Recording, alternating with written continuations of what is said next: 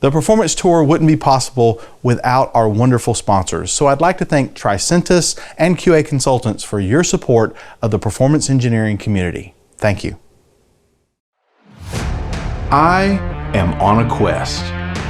I want to find out how to make software and hardware perform at their peak. I want to know how to make applications faster, better, and more efficient. And while I'm at it, I want to have a little fun. Don't think I can do it? Just watch me. I'm Scott Moore, and this is the Performance Tour.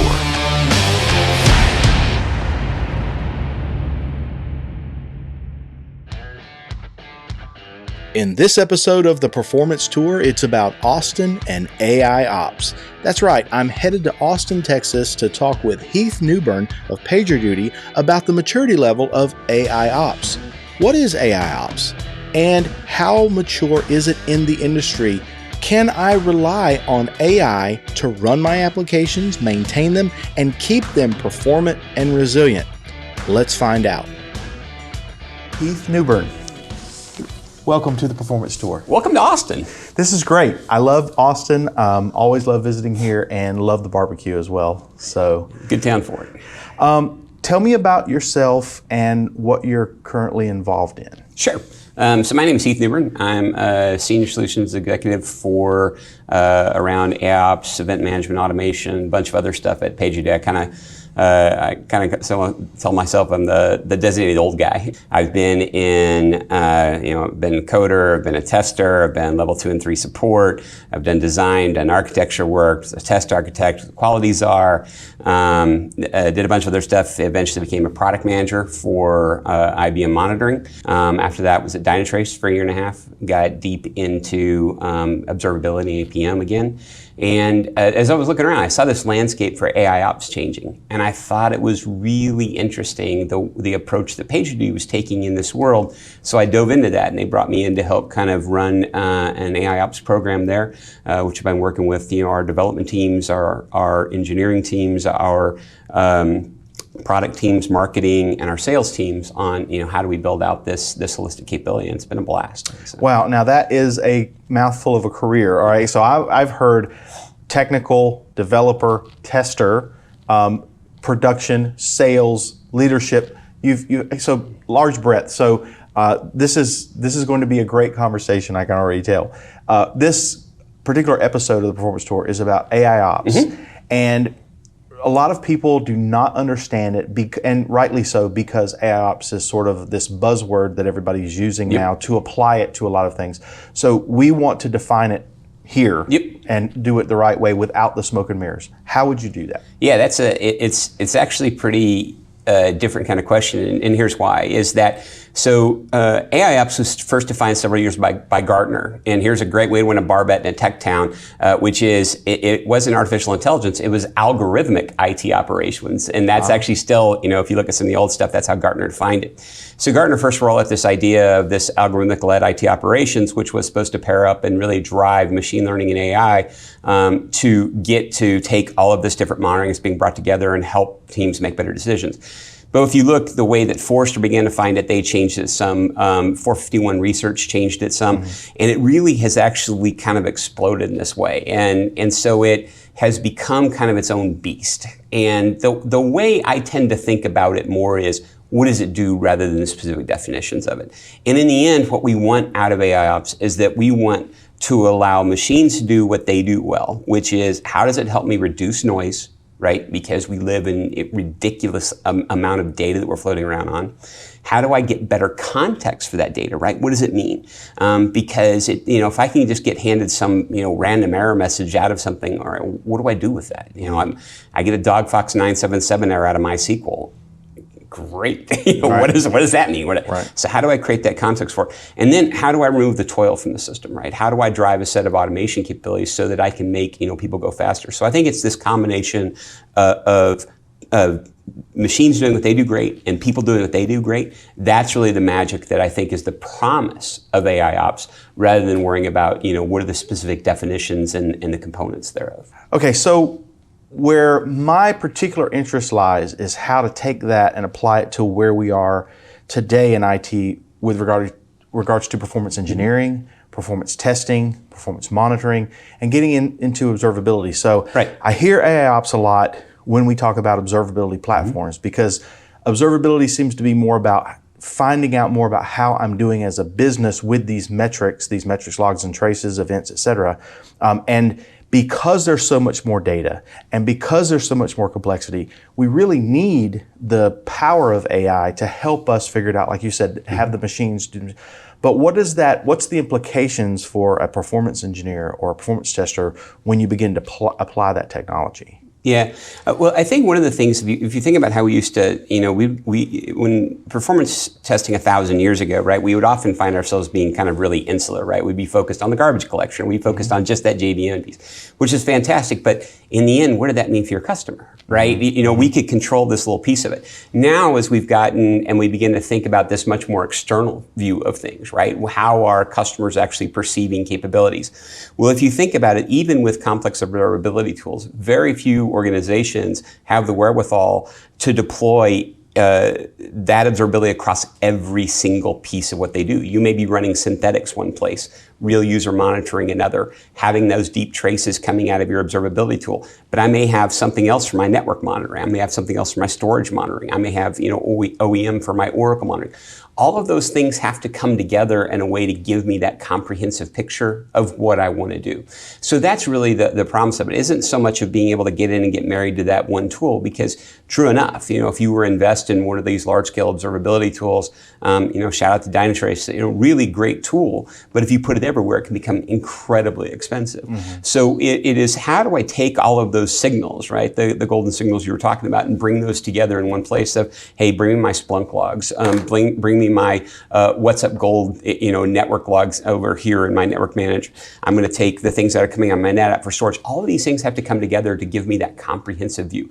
So that's what AIOps is going to help us do, is take all of those events that are coming out and saying, and oh, by the way, it's not just enough to get the performance metrics, right? Guess what? Because if I just did a git commit 30 minutes ago and 25 minutes ago things started to go pear-shaped, that's a really good indication, right? Those of us that have been in ops more than 30 seconds know that problems come from change.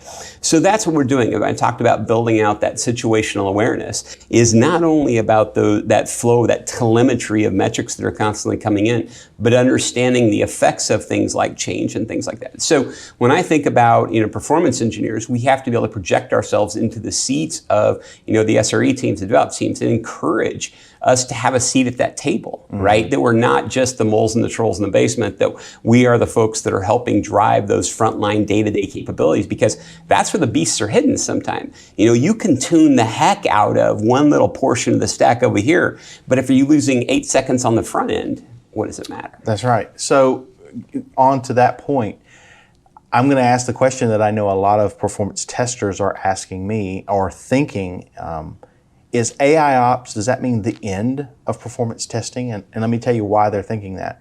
Well, if I'm an executive level person and I'm trying to get the most for my money, why can't we just let AI do what AI does best to tune things, put it out in production or blue-green it, let it tune it and tell us? We don't have to do this testing anymore. We don't have to invest in that. We invest over here, let it. So now I'm a performance tester going, okay, my job is now obsolete. Do I have to reskill up and learn something new for apps? I mean, where do we take this? Is this the death of testing as we know it? I think, I'm not even really sick yet. Absolutely not. And so here's why.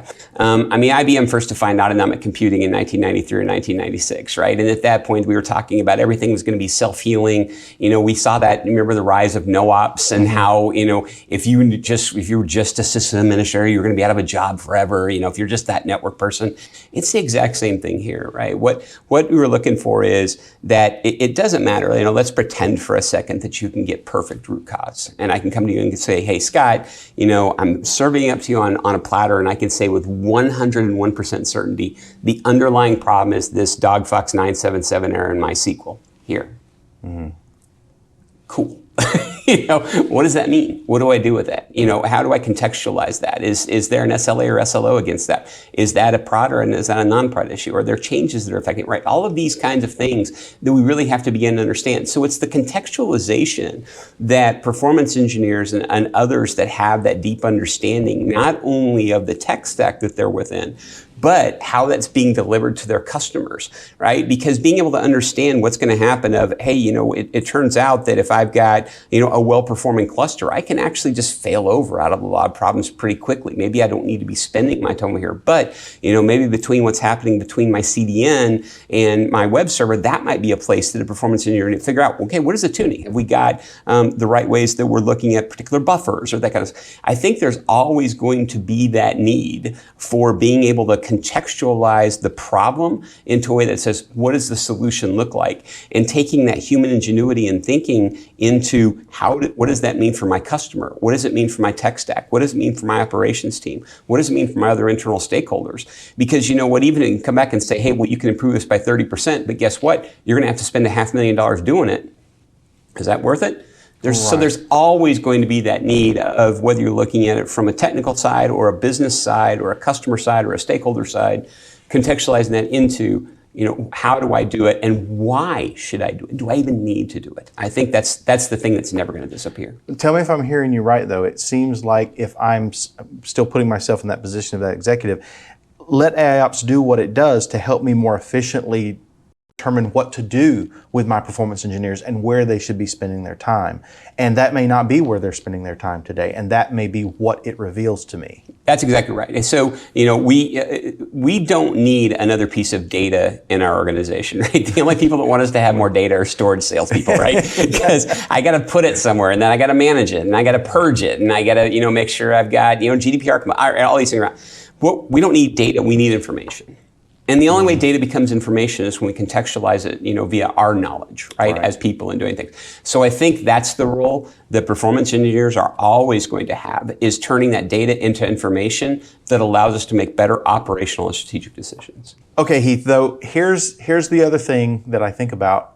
When people talk about machine learning and AIOps, especially people who they're just starting to dip their toe in the water or they're just hearing about it, it seems a little overwhelming. It seems like it's further along than maybe it is. And of course, I know there's always the big hype cycle around it. But on a scale from 1 to 10, 10 being Skynet has been turned on and we're all going to die soon, or where you think we're at today. I mean, where are we on that scale of where, it can take the wheel and we can trust it to do what it needs to do, and we can sit back and relax, and we're swimming in the pool? Yeah, I would say, probably somewhere floating around a 4. But let's break that apart for a second, right? Because I think that if you look at the micro level of things, right? Look at some, like we look at, VMware Hyper-V, our VM construct. That's just so second nature to everything we do now. It's just there, right? It might as well be bare metal, for those of us who've been around for a long time, because it's had some time to evolve. We've seen it through its cycles, like you said. But move into things like, even Docker is still in its nascent stages in some ways. And we're still trying to figure out, what does containerization look like? And with Kubernetes and stuff, how does those complexities, how do they begin to drive together? And again, all we're thinking about then is just, those are the atomic components. Now what happens when we build complex systems and start to layer in not only that, layer 2 through 7 classic topology infrastructure, but now I've got, if you think about it's 2022, but we're running VMs inside of VMs these days, right? There's a joke in the performance engineering world. I ran a JVM inside of a container, inside of a VM, inside of bare metal, and the guy goes, "What happened?" He goes, "I saw God." Yeah, exactly. And never mind that the mainframe guys that we were just waving, going, "Hey, welcome to 1973." Right. So it is so if we look at those little individual components, some of them are a little further behind, some of them but are just beginning. But I think about even if you think about the idea of complex software engineering, of all of these components that it takes working in harmony to deliver around it, there's so many things that can go wrong. There's so many places that can bottleneck.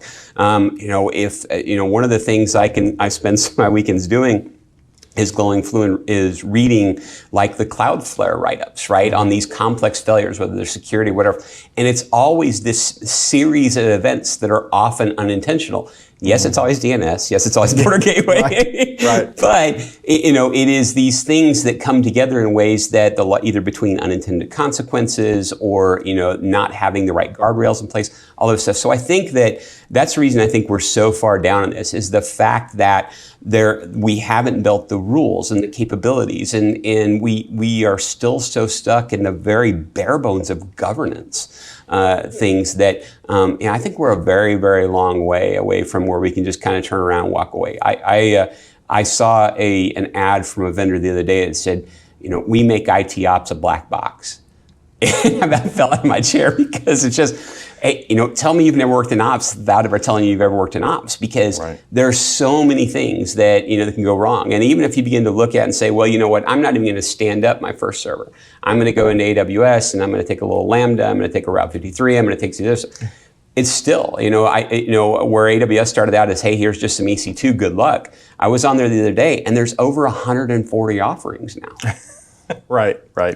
So even if you think about, well, I'll just make it their problem, it's still a big problem. So if I'm a performance engineer hearing about AIOps and our executives just came back from a conference and are all excited about this, I shouldn't be too concerned, but what should I be thinking about? What are the things I should be looking into? Just kind of walk me through where my skills might be changing over the next few years if there's an initiative to do this in my company. Yeah, so first of all, make sure it's just not management by magazine and somebody's just going to point and go, hey, we're going to go do this. So because there is a lot of that sort of fly by night thing. So I think the first thing is leveraging whatever sort of pull that you have to understand what problem are we solving, right? Because I think that's the most important place to start. What problem are we solving? Because then you can sort of work back on, well, is it a tools consolidation thing, right? Because AIOps can be really good at saying, hey, can I take, I've got this tech stack of 30 different tools out here. Can I shrink this now, right? Can I get smart about that? That's a good place to begin to look at. A lot of it is digital transformation, right? So I may have some more classic brick and mortar, or I've got, some basic, colo type things. I'm now trying to drive a more cloud transformation. I'm trying to get more mobile app facing. I'm maybe drive more e-commerce, whatever. What does that mean, right? And this is a place where I think performance engineers in particular can drive the bus. And that they may not do in something like a tools consolidation strategy. So understand that. Understand your stakeholders in your organization and what they're going to do, and how do you begin to serve them, right? Because I think that's one of the things I talked about us being the moles and trolls. This is where we have to show up and tell a story. We have to show up and be able to go to the people that hold the purse strings and say, here are the ways that I can either help affect the bottom line. So I'm going to drive revenue, or I'm going to decrease costs, or whatever else. But one of the things we don't think about, and I think this is the thing that your kind of tribe in particular doesn't do enough of, is risk mitigation. If you ever are struggling in an organization to go find money, go find the chief compliance officer or the chief risk officer, right? Because they have got cash, because they know what it means when things go wrong, when things go pear-shaped. So being able to show up with stories on, hey, here are the ways that I can help reduce risk. Those are phenomenal conversations. And being able to lift it up to, hey, how could I help you become more competitive? I see there are products out in the marketplace now that are nothing more than just base level services that are sitting there running synthetics against multiple banking organizations, and they'll tell those banking executives where do you stand in that pecking order, and they will spend a lot of money to drive that. Who should those conversations come from but performance engineers? Exactly. Right? Exactly. So that's where I think AIOps is going to help you drive and understand how do I have better conversations with the organization, because if this becomes my focal point now on it's the fulcrum for the next set of changes we're going to drive, how do I speak that language and help drive my organization the way I think it should go? I agree. And the graphs and the charts are great, but the graphs and the charts are there to help you tell that story. And then as you get one layer beyond that, which is, and why is that important to the business, and putting business context in there, that's when you're more than just a performance engineer. You become a trusted advisor to the company. Exactly. And that's what you want to be. Yeah, those are my favorite words, trusted advisor. Yeah. Perfect point. So, Heath, thank you. Always Thanks, great Scott. to have you, and have you on anytime. Thanks so much for being on the show. All right, appreciate you, man. And enjoy Austin while you're here. While staying near downtown Austin, I wanted to visit one of my favorite places to go eat, Terry Black's Barbecue, the home of legendary Central Texas barbecue brisket. And man, it was really good. Here's a few snapshots.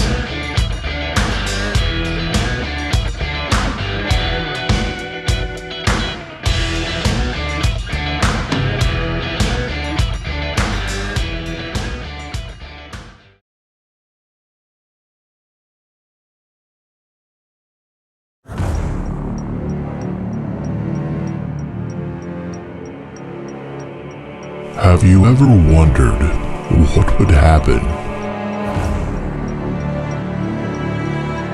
if every single computer on the planet went down at the same time? Breaking news, some mysterious actor is bringing down every server in the whole internet.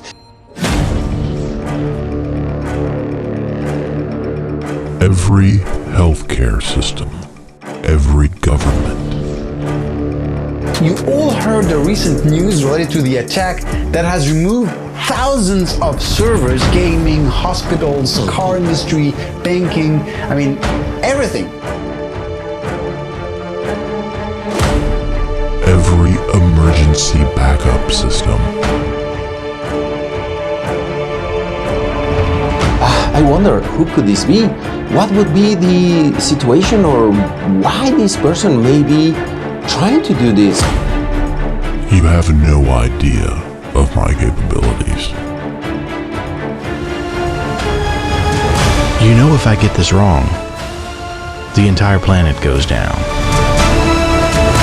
Someone get me Agent 503 now.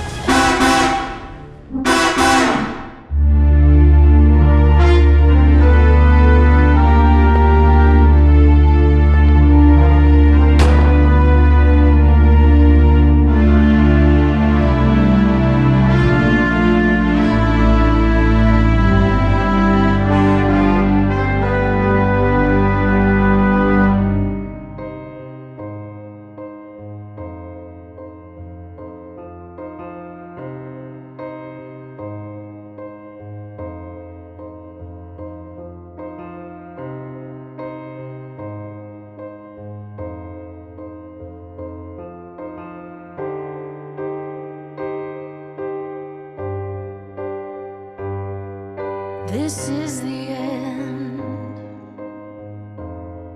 Transaction times are over 10. Feel hard drives moving there. Network traffic burst again. For this is the end.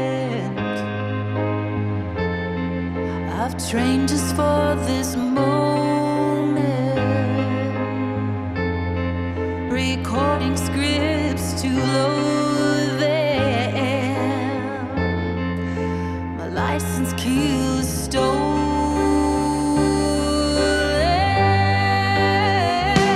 Let the site fail.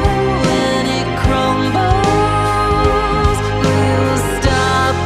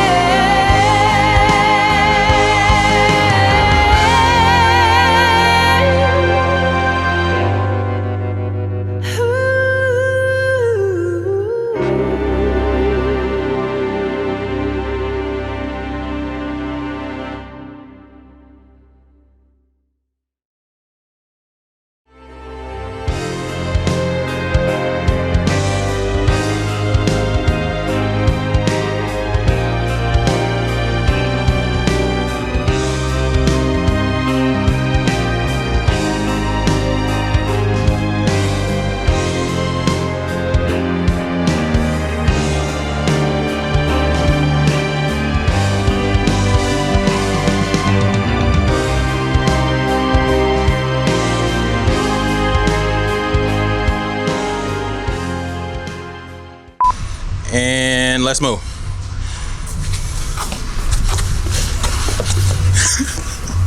So close. That's all right.